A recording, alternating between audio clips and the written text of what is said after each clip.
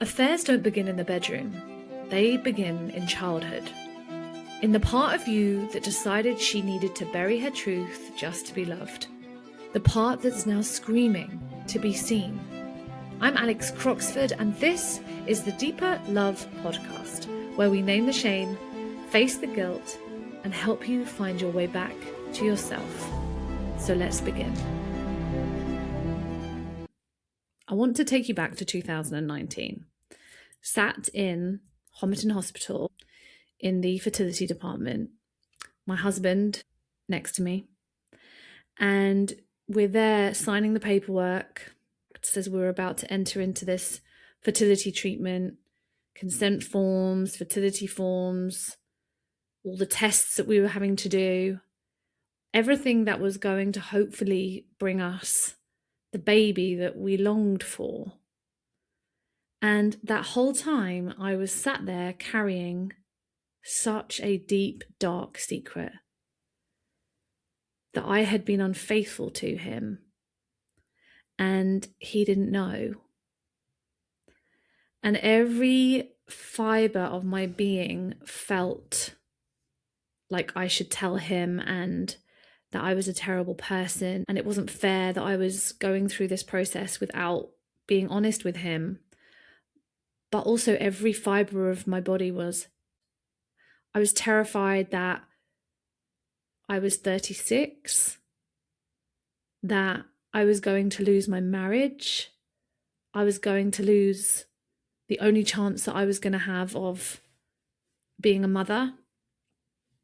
I was terrified of blowing up my entire life, losing my friendships, losing my house. But looking back now, I think that moment contained the whole story, because I was sitting there trying to create life whilst being completely disconnected from my own. You know, that version of me back then was the woman that achieved and pushed and was in the driving seat of her own successful career. 18 years working in TV, always busy, always producing, always achieving, always fixing the problem, solving the problem. And honestly, my whole identity was being the strong one. People would say, "Oh, you're so together, Alex. You're so strong. You never ask for help." And I thought that was a flex. I thought that was like how I should be. You know, that's what I thought success was. I didn't slow down. I never took rest. I was up at 10 to 6 in the morning to get to the gym by 6:30. I would do a really intense workout, either lifting really heavy weights or some kind of HIIT workout. Then I would get changed, go to work, 45 minutes on the tube, get to work, exist on pretty much a smoothie and then some very small chicken and rice meal that I had pre-prepared on a Sunday. And I would work a really stressful day making TV programs, which if any of you work in, events or the media, you understand it is so intensely stressful. There's always deadlines, never enough money, so many egos. And I just thought I had to just power on through. I'd kind of got this whole identity of the one that can hold it all together. And I thought that being emotional was weak. And I thought that the more I could carry, the better that made me. And this obviously really clashed or butted right up against the fact that when I came off the pill at the age of 34 to try and have a baby, my periods not being regular, and there was nothing that I could fix or I could push or I could do like I would do in the rest of my life to make something happen. I would be given the most insane tasks in TV, like, "Oh, Alex, we need to get a crew to the North Pole in 3 days' time, and the only flights are these Russian disused airplanes that we have to use, and I need you to sort out the insurance on them. And I'd be like, sure, this impossible task, I can do this. I've got this. But when it came to my periods, there was nothing that I could do. It felt impossible. And suddenly the girl who had found an entire identity of being the one that could do anything in any ridiculous short amount of time was stumped. And it was just this series of appointment after appointment of blood tests and bad news, and just I felt so alone in it. It was such a painful time. And I just felt such rage towards my own body, like my body was failing me. And every time my period didn't come, I would get my hopes up thinking that I was pregnant, and of course I wasn't. My periods were so irregular that I just didn't know when I was going to get a period. And it was such a horrible point in my life. I felt like I was losing control. It was like I was falling down this vortex, and there felt like there was never going to be an end point, and no one could really understand it, including my husband, because why should he? Men don't understand the longing that a woman has for a baby. I don't think they ever can. But at that point, it just felt so frustrating that nothing that I could seem to do, and no doctors could give me any advice. And that's when I think, really and truly, I found myself being unfaithful, because I don't think I was able to process that grief. I didn't have the tools. I didn't know how to feel my emotions. I didn't know how to talk about what was going on vulnerably. I felt like a failure in so many ways. So yeah, I just kind of kept it quiet, talked to maybe one friend about it who was also going through it. And anybody else who was also going through it, I felt like, oh, you understand, you get it, But it was such a lonely time. And I felt so disconnected because, as I said, I just didn't know how to process it. I felt like I was free falling without a parachute, because no one had ever taught me how to pull the parachute cord. And I didn't know how to ask for support. I didn't know how to ask for what I needed from anyone. I didn't even really know how I felt. I think I was so numb my whole life that I didn't even understand that there was grief there. I just kind of got on with it. It was like another project to do. And I didn't know how to ask my husband to be there for me in the way that I needed, because I don't think I actually really let him in. I didn't let him hold me, because that felt really weak and really vulnerable to me at the time. And I just went to all these IVF appointments on my own. Every single one I could go to, without him, I would go on my own. And I remember sat in the waiting room sometimes and looking around at all the couples thinking, all their husbands are with them. It's weird that mine isn't here, but I probably don't need him. And I think, my God, I did need him. What the hell was I doing trying to power on through this? It was crazy. And in all of that, I was just so focused on being a mother that I never stopped to ask how I was actually doing. And back now, that's the pattern that ran my entire life. I was so focused on just getting what I wanted, climbing the ladder in TV, buying the house in East London, being seen as perfect and successful and wanted and desired, and having the husband and the family unit, and ticking all the things off the life list, that I never stopped to ask how am I actually doing? How am I actually doing? And I honestly think there is only so long that a woman can live her life. In fact, anyone can live their life without asking that question and pushing themselves to the bottom of the pile. And eventually, it will either spill out sideways in an affair or it will spill out in a sickness or a menstrual cycle disorder or something that our body is trying to scream at us to say, wake up. Wake up. You are not listening. You are not listening to yourself.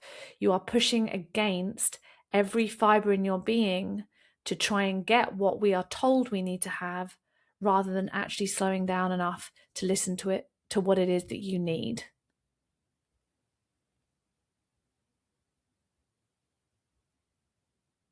And I honestly think that this is something that children should be taught at school, is how to listen to themselves. But instead we are taught how to be in the rat race, how to achieve, how to push through, how to ignore how we're feeling. The IVF was not successful. I did not have a baby with my ex-husband, and actually we decided after that first round of IVF to just park it. I couldn't deal with the emotions of it, to be honest with you, and obviously I was still carrying this secret, so I felt like it was just too much. It was just too much.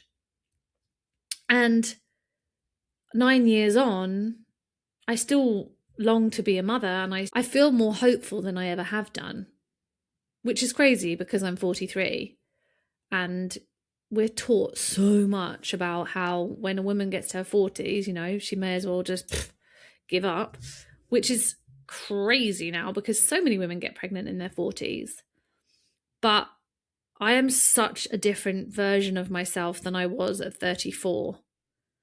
And, you know, Adam and I did get pregnant in 2024, but we unfortunately lost that pregnancy at 6 weeks. And 2025 was a year full of grief. Oh my gosh. I think all of the grief that I didn't feel the first time round, going through that with my ex-husband, really came out last year. That was very, very hard. But I'm in a very different place than I was 9 years ago when we first started this. 9 years ago, I was just in sheer panic. I felt like the time was ticking and I had to get this done, and all my friends were getting pregnant, and if I didn't do it now, then I was just losing my entire chance of ever being a mother. And now I see things so differently. I see that the body isn't just a machine that needs fixing or needs just to have the right medicine. I see the body as a messenger, and our bodies are always constantly communicating with us.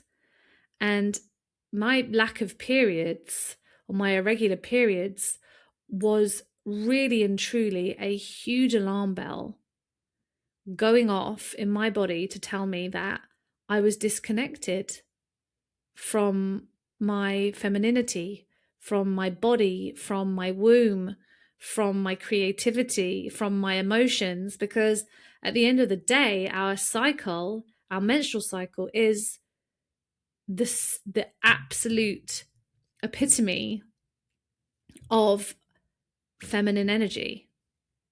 There is not a clearer expression in the female body as to whether or not our feminine energy is flowing.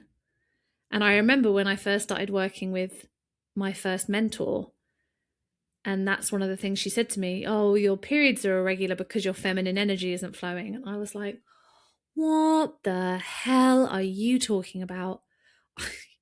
You know, I was like, no, it's not. It's because I have PCOS. And now, 7 years later, I'm like, of course, that's exactly what happened.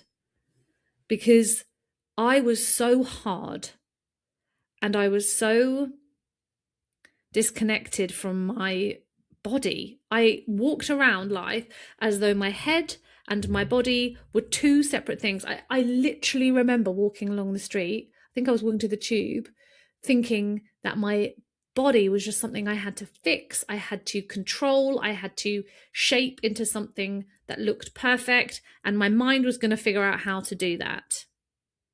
And in that period of my life where I was working out really hard 5 times a week, early in the morning, and then dancing probably 2 to 3 times a night during the week as well, plus working these really stressful jobs, really long hours, I was exhausted. I was completely and utterly exhausted. I would fall asleep on the sofa at like 9 o'clock. I couldn't keep my eyes open. And I was just not listening. I wasn't listening. I thought I knew better.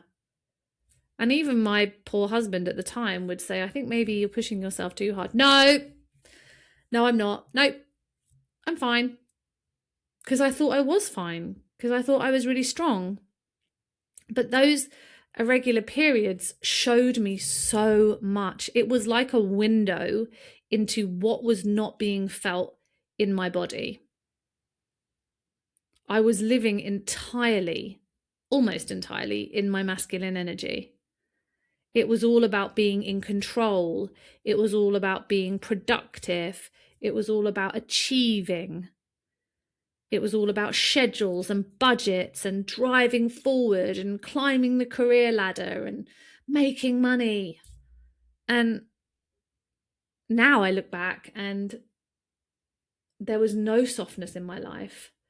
There was no feminine energy. I wasn't nurturing myself. I wasn't nourishing myself. I wasn't creating anything. I was completely disconnected from my creativity. The part of TV that I worked in was all about logistics and budgets and insurance and all of the business end that you don't even think about. And none of my creative energy was being tapped into or used. And it felt very normal. I didn't know any other way, to be honest. But now I'm looking back at that version of me and the way that I was living my life, and I can see that I don't think my body was trying to punish me. I think it was actually trying to get my attention. And, the affair that happened, that wasn't the beginning of this. The affair was an even louder signal to something that I had already been ignoring. Because my body had been speaking to me for 8 months before I cheated. And I have no doubt it had been speaking to me for years before that, all of the exhaustion.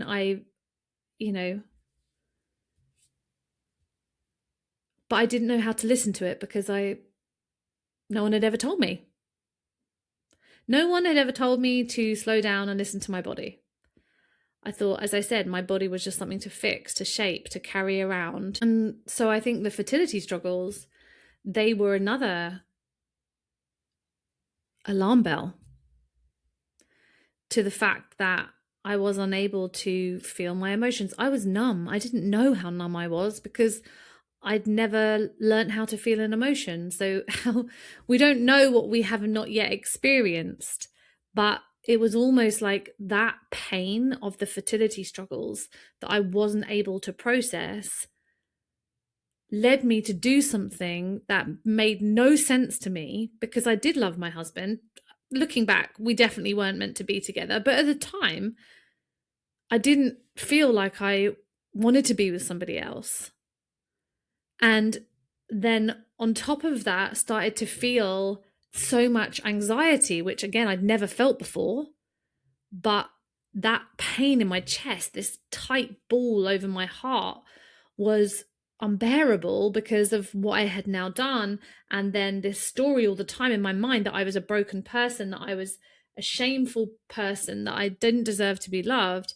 These were all messages to me, all messages that there was something going on underneath the surface that was not being addressed. And the affair was really and truly the loudest sign. It wasn't the first one, but it was the loudest one. And it was the one that I could no longer ignore.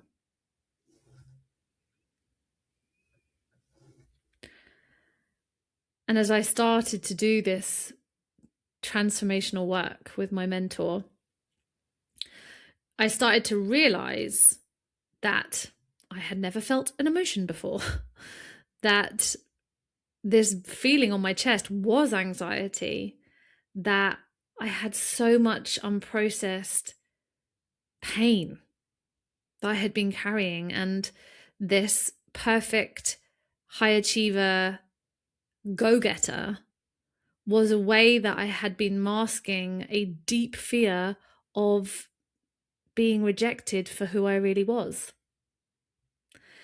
And that was really scary to see, but vital. And I started to do a lot of grief work. I started to do a lot of body work. I learned how to feel my feelings. I learned how to soften. I began to learn how to receive, how to trust in something bigger than me. And I had to start to let go. And this was not easy, by the way. And I still find myself doing this sometimes, but I'm much more aware of it now. But I had to learn to stop trying to fix everything all the time. I had to learn how to let go of control. I thought that control in some way was the thing that was going to keep me safe. But actually what control did was keep me really tight and in constant fear that if I let go of control, I wasn't going to be held. And I had to, on top of that, learn to stop trying to force things. And meeting this young version of me, this young part of me, over and over again, who learned that she had to suppress how she felt in order to keep everybody else happy. And the more inner child work I did, the more shadow work I did, the more somatic body work I did, after 8 months of the deep emotional healing work, my cycle became regular. And that was just so incredible. I know it might sound weird if you have regular periods, but if you've ever suffered with something similar, it was just the most beautiful moment when I started to have regular periods again. I felt so much joy that my body was doing what it was meant to do. And you know, that was in the end of 2019, and in 2026 my periods are still regular.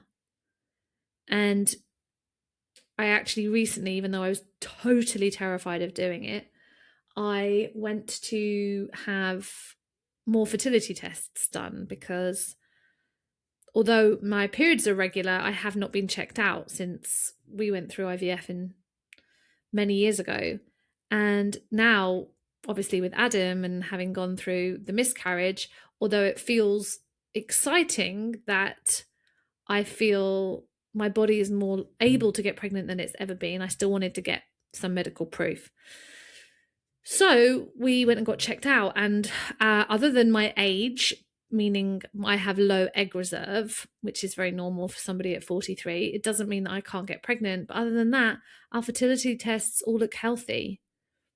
And so I'm actually more fertile at the age of 43 than I was at the age of 34. And I've had to work through this. When I say I've had to process this for the last, I'd say 4 years, I have really been working through this fertility trauma. And it's been incredibly painful and scary, and not knowing what's going to happen. Am I going to be a mother? Am I not going to be a mother? I feel this constant longing, but Adam and I decided that we don't want to go through IVF.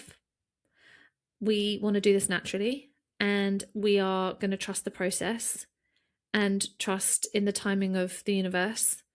And that in itself has just given me so much more peace, because I don't have the urgency that I had before. I'm not trying to push against something. I don't feel like I'm trying to push a lorry up a mountain. I feel surrendered. And that doesn't mean that I long and I think about my baby every single day, because I really do. But rather than trying to focus on how to fix or control or manage this situation, I am surrendered to the process. And I've done all my bits. I'm not just, supplements, eating well. I'm choosing much more of a soft way to work out. I'm not punishing myself by controlling food. I'm not punishing myself with grueling workouts. I'm just less at war with myself. And that has created so much more inner peace. And I have to say that it takes a lot to say out loud that you want something so badly that might never come. And yet, every time I have surrendered on this process, every time I have let go, every time I have dreamt of something, and even if it hasn't come in the timeline that I thought it was going to, it's always come. And, one of the hardest things about the aftermath of an affair is that we become obsessed with understanding what happened. And just like I was with my cycle and my periods and my infertility, we analyze and we replay and we think, and we just get stuck in our heads trying to figure it all out. And we punish ourselves for not being better or having done something bad. But the truth is that trying to understand it isn't the solution. The solution is actually starting to listen to yourself,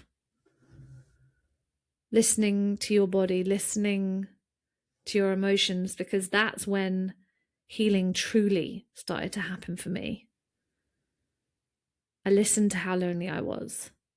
I listened to how much sadness there was. I listened if my body was telling me that I'm pushing it too hard and I need to slow down. I listened if I need to rest. I listened if I could feel that I wasn't processing the grief. I listened if I felt like I was abandoning myself, because our bodies are always, always speaking to us.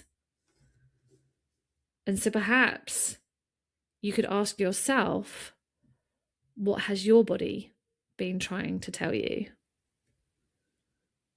What truth are you avoiding? Where are you overriding yourself or trying to force? What part of you needs your attention? And I know this isn't easy when we've come from a society and a world in which pushing forward and not listening to our bodies is the norm. But that's why I created the sanctuary, because we need somewhere where it becomes normal to talk about these things, where we get to speak honestly, where you can stop performing and put down the shame and start to learn how to listen to yourself again. And that's exactly why I create the sanctuary. Because after my affair, as I started this healing journey, there was nowhere for me to take any of this. There was nowhere for me to speak honestly or stop performing or put down the shame. There was nowhere where I could learn how to listen to myself again, surrounded by other women who just get it. So if you're carrying this alone, and if you're exhausted from trying to think your way out of it, and if something in this episode felt uncomfortably familiar, then come and join us. The link is in the show notes. Thank you for listening to the Deeper Love podcast. If today's episode spoke to you, hit subscribe so you don't miss the next one. And if you're ready to go deeper, you'll find all the ways to work with me in the show notes. Until next time.